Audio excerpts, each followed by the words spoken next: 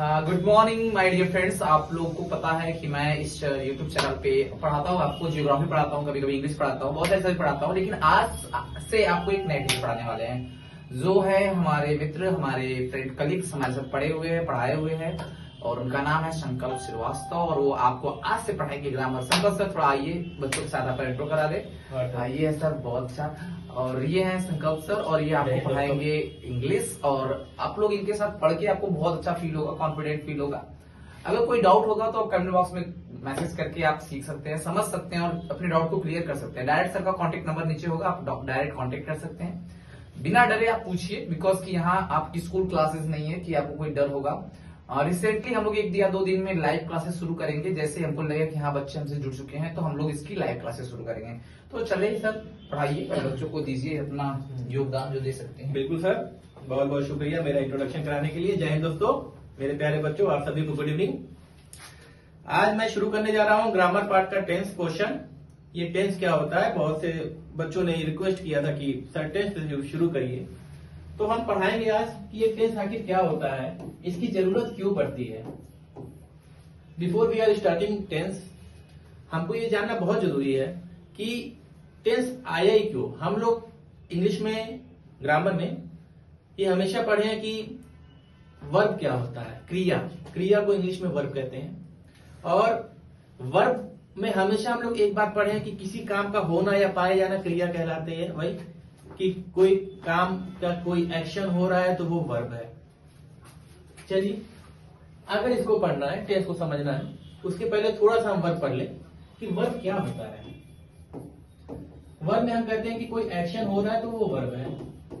यानी कि अगर मैं पढ़ा रहा हूं, आई एम टीचिंग, तो यहाँ पे ये वर्ब है। सही बात है, वर्ब तो है, यहाँ पे पढ़ा रहा हूं मैं। लेकिन सिर्फ एक्शन का होना ही वर्ब होता है, ये कैसे मान लिया जाए। अगर मैं यहाँ पे कहूं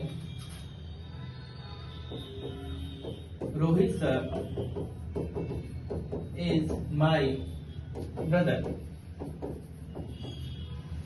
तो यहाँ पे कोई एक्शन तो नहीं हो रहा है, यहाँ पे कोई एक्शन नहीं है, यहाँ पे बात बताई जा रही है। लेकिन वर्ब तो इसमें है। अगर हम लोग इज को देखेंगे तो यहाँ पे इज है, हेल्पिंग वर्ब है। लेकिन यहाँ पे ये मेन वर्ब का काम कर रहा है, आमतौर पे हेल्पिंग वर्ब का काम करता है।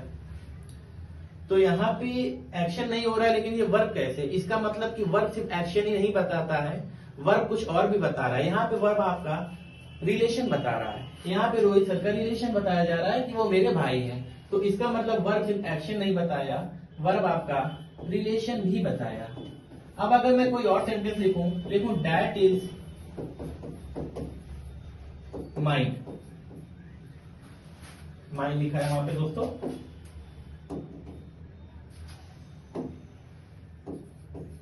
वह चीज मेरी है।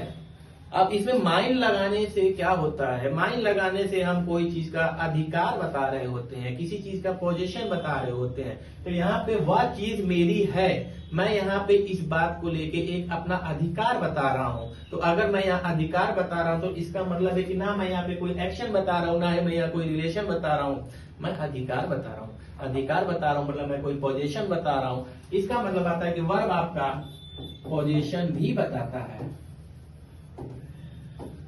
एक और सेंटेंस अगर हम लोग लेते हैं,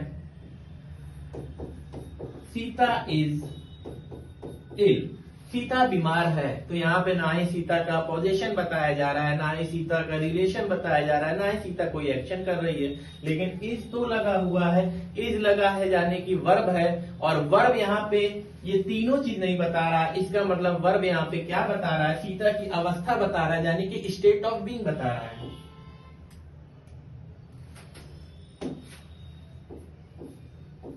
स्टेट ऑफ बीइंग बता रहा है। यानी कि हम लोग ये कह सकते हैं कि वर्ब 4 चीज बताता है। क्या क्या बताता है, एक्शन बताता है, रिलेशन बताता है, स्टेट ऑफ बीइंग बताता है और पोजीशन बताता है। ये चारों चीज वर्ब बता रहा है। और पूरे इंग्लिश ग्रामर में यही सब चीज चलता रहता है, वर्ब अलग अलग तरीके से शो होता रहता है। अब अगर वर्ब ये है तो वर्ब में हम टाइम डाल दें, टाइम ऑफ एक्शन। अगर हम टाइम ऑफ एक्शन डाल दें तो उसी को कहा जाता है टेंस। बस इतनी सी बात है। आज की बात हो रही है कि कल की बात हो रही है कि कल जो होने वाला है उसकी बात हो रही है, ये सब भी मैटर करता है। मैं आज पढ़ा रहा हूं तो आई एम टीचिंग, मैं कल पढ़ाऊंगा तो आई विल टीच, मैं कल पढ़ाया था तो आई टॉट। तो यहाँ पे अलग अलग टाइम पे अलग अलग words, not a verb, words use हुए। तो वो जो अलग अलग वर्ड्स हैं, जैसे कि टॉट बोला मैंने, विल बोला मैंने, टीच बोला मैंने, टीचिंग बोला मैंने, तो ये सारे चीजें वर्ब के पार्ट्स होते हैं। अगर हम थोड़ा और अच्छे से जाने तो आप लोग को हमेशा से ये बात पता होगी, नहीं भी पता होगी तो आज पता चल जाए कि वर्ब दो तरीके का होता है। वर्ब यहाँ पे दो तरीके का होता है, एक होता है हेल्पिंग वर्ब, एक होता है मेन वर्ब। हेल्पिंग वर्ब कहाँ पे होता है? जहां पे इज, एम, आर, इस सबको हम हेल्पिंग वर्ब कहते हैं, लेकिन वो कहीं कहीं मेन वर्ब का काम भी करता है। यहाँ पे इज मेन वर्ब का काम कर रहा है और कहीं कहीं मेन वर्ब होता है, जैसे I am teaching, I am teaching में यहाँ पे ये मेन वर्ब है और आई एम हेल्पिंग वर्ब है। इसके अलावा वर्ब के 5 फॉर्म होते हैं, उसको पहले पढ़ लीजिए, तब जाके टेंस आपको और अच्छे से समझ में आएगा। वॉइस क्लियर कर दीजिए। कैसे? वहां पे दीजिए, हटिए हटिए हटिए, वहां क्लियर और लिखा है। हाँ, वर्ब फॉर्म ध्यान दीजिएगा दोस्तों, ये वर्ब के टाइप नहीं है, वर्ब के फॉर्म है। वर्ब के फॉर्म का क्या मतलब? हम ठंडी में गर्म कपड़े पहनते हैं, लेकिन हम ही हैं। गर्मी में कुछ और कपड़े पहनते हैं, बरसात में बरसात वाला कपड़ा पहन सकते हैं, रेनीकोट पहन सकते हैं। तो अलग अलग सीजन में हम अलग अलग कपड़े पहनते हैं, लेकिन इंसान एक ही होते हैं। उसी तरह वर्ब का जो फॉर्म है उस सबका मतलब एक है, लेकिन अलग अलग टाइम पे अलग अलग वर्ब लगता है। जैसे कि वर्ब के टोटल 5 फॉर्म होते हैं, V1, V2, V3, V4, V5।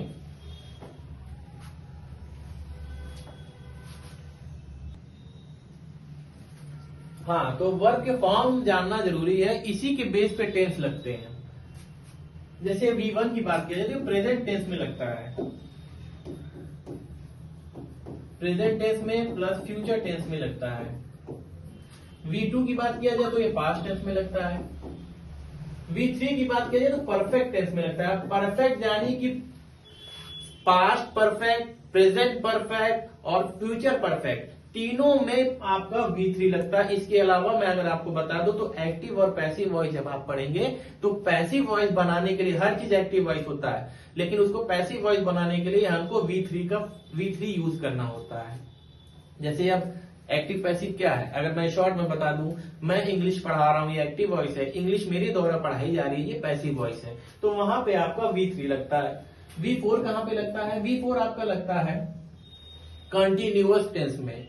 Continuous tense का मतलब जहां भी ING की बात होगी वहां पे V4 लगा होगा, ING यानी कि कंटिन्यूअस टेंस। और V5 कहां लगता है? V5 और V1 एक तरह से इक्वल बात होती है, लेकिन ग्रामर में सब्जेक्ट वर्ब एग्रीमेंट हुआ है, इस बेस पे V1 और V5 अलग हुआ। जैसे कि यहाँ पे ये सिंगुलर टेंस के लिए लगता है, सिंगुलर सब्जेक्ट के लिए, सॉरी सिंगुलर सब्जेक्ट के लिए लगता है। अब ये सिंगुलर सब्जेक्ट क्या है? जैसे मैं आपको बता दूं कि इंग्लिश ग्रामर में सब्जेक्ट वर्ब एग्रीमेंट हुआ था, उसमें एक बात कही गई थी, वो बात अभी आपको एक ही बात बताऊंगा क्योंकि मुझको अभी यहाँ पे टेंस और वर्ब पढ़ाना है, कि सिंगुलर सब्जेक्ट अगर है तो उसके साथ सिंगुलर वर्ब लगेगा, और अगर प्लूरल सब्जेक्ट है तो उसके साथ प्लूरल वर्ब लगेगा। आमतौर पे जो वर्ब का मेन वर्ब होता है वो प्लूरल होता है, और एस या ES लगा के उसको सिंगुलर बनाया जाता है। जैसे मैं कहूं, साइड में आपको मैं बताऊं, ये गो है, एक गोज है, तो ये आपका मेन वर्ब है, और main verb is always plural, और ES लगाया गया है इसमें, तो ये हो गया आपका सिंगुलर। इस बेस पे जो एग्रीमेंट हुआ था कि अगर सब्जेक्ट सिंगुलर है तो वर्ब भी सिंगुलर लगेगा, और अगर सब्जेक्ट प्लूरल है तो वर्ब भी प्लूरल लगेगा। जैसे कि ही एक सिंगुलर है, ही के साथ गोज लगेगा, और दे एक प्लूरल है, दे के साथ गो लगेगा। बस इतनी सी बात थी सब्जेक्ट वर्ब एग्रीमेंट में, और भी बात है, लेकिन अभी समझाने के लिए वर्ब के कितने फॉर्म होते हैं तो मैं सिर्फ ये बता रहा हूं। तो अब यहाँ पे हम लोग क्या समझे कि वर्ब का पहला फॉर्म और वर्ब का पांचवा फॉर्म वो एक ही होता है, बस एस और ईएस का फर्क होता है सिंगुलर और प्लूरल बनाने के लिए। अब जैसे मैं ये बताऊं आप लोग को,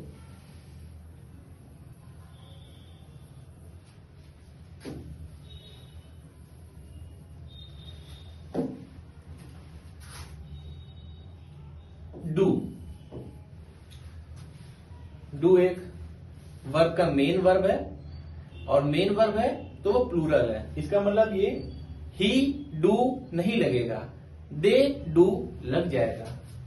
अगर यही पास्ट की बात हुई होगी तो डिड, अगर यही परफेक्ट की बात हुई होगी, परफेक्ट टेंस मतलब सबसे बढ़िया टेंस, काम कंप्लीट हो चुका है, डन। और अगर यही कंटिन्यूअस की बात हो रही होगी, past continuous, present continuous, future continuous, तो यहां पे लग जाएगा डूइंग। और अगर यही सिंगुलर सब्जेक्ट रहा तो वहां पे लग जाएगा डज, यानी कि he does, she does, Ram does, Sita does, ये लगेगा। लेकिन यहाँ पे दे डू ऐसा लगेगा, यहाँ पे कभी भी सिंगुलर सब्जेक्ट नहीं लगेगा। इसके अलावा एक और देखा जाए तो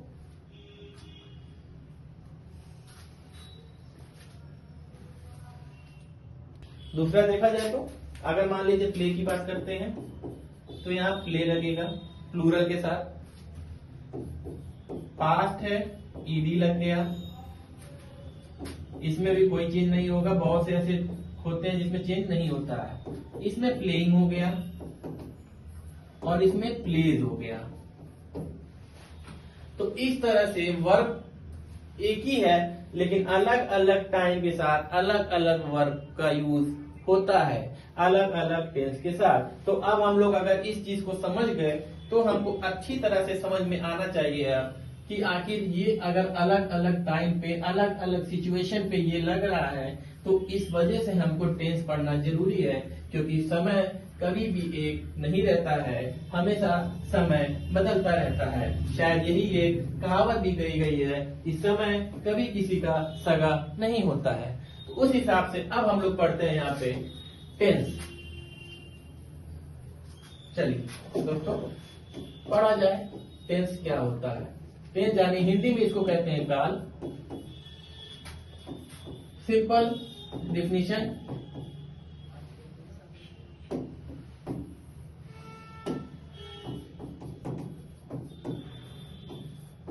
टाइम ऑफ एक्शन।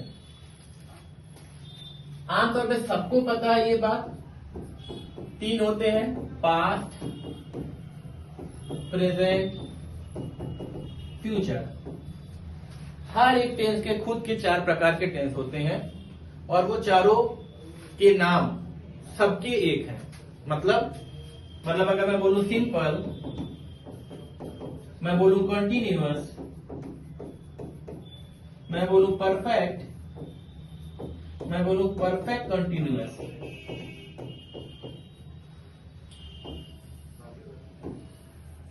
तो past, simple past, past continuous, past perfect continuous, इसके यही पार्ट होते हैं। Simple present, present continuous, present perfect continuous. Simple future, future continuous, future perfect continuous.